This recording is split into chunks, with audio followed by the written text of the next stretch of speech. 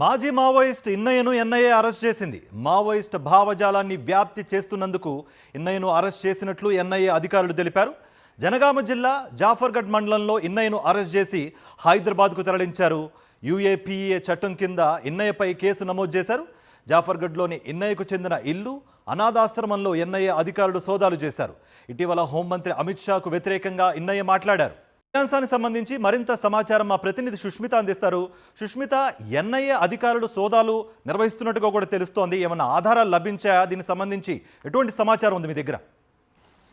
కార్తిక్, నిన్న జనగామ జిల్లా జాఫర్గఢ్ ప్రాంతంలో మా ఇల్లు అనాథాశరణంలో గాది ఇన్నయ్యని పోలీసులు 3 గంటల పాటు విచారించారు. 3 గంటల పాటు విచారించిన అనంతరం అక్కడ అనాథాశరణం అలాగే ఇంటిని కూడా పూర్తిగా కూడా సోదాలు నిర్వహించినట్టుగా కూడా తెలుస్తుంది. కొన్ని పత్రాలు అలాగే సెల్ ఫోన్స్, హార్డ్ డిస్కులను కూడా ఎన్ఐఏ అధికారులు పూర్తిగా కూడా దాన్ని రికవరీ చేసుకున్నట్టుగా కూడా చెప్తూ ఉన్నారు. అయితే నిన్న అరెస్ట్ చేసిన అనంతరం కూడా హైదరాబాద్కి తరలించి చెంచల్గూడ జైలుకు కూడా తరలించారు. నిన్న తీసుకొని వచ్చిన అనంతరం ఎన్ఐఏ నాంపల్లి కోర్టులో హాజరుపరిచారు. 14 రోజుల పాటు రిమాండ్ విధించడంతో అతని చెంచల్గూడ జైలుకి తరలించడం జరిగింది. మావోయిస్టు భావజాలను ప్రోత్సహిస్తున్నాడు, అందులో ఆ క్యాడర్ని అంతా కూడా ఏకం చేయాలని భావిస్తున్నట్టుగా కూడా వచ్చిన ఆరోపణల నేపథ్యంలో నిన్న ఎన్ఐఏ పక్కా ఆధారాలతో అక్కడికి వెళ్లి అతన్ని అరెస్ట్ చేసినట్టుగా కూడా తెలుస్తూ ఉంది. సో ఆ సమయంలో కూడా అనాథాశ్రయంలో దాదాపు 200 మంది పిల్లలు ఉన్నట్టుగా కూడా తెలిసింది. ఆయన సామాజిక ఉద్యమకారుడు, అలాగే మాజీ మావోయిస్టుగా కూడా మావోయిజం ఆ సమయంలో కూడా తన కీలక పాత్ర పోషించినట్టుగా కూడా తెలుస్తుంది. అలాగే కేంద్ర హోంశాఖ మంత్రి అమిత్ షాను కూడా ఆయనపై కూడా కొన్ని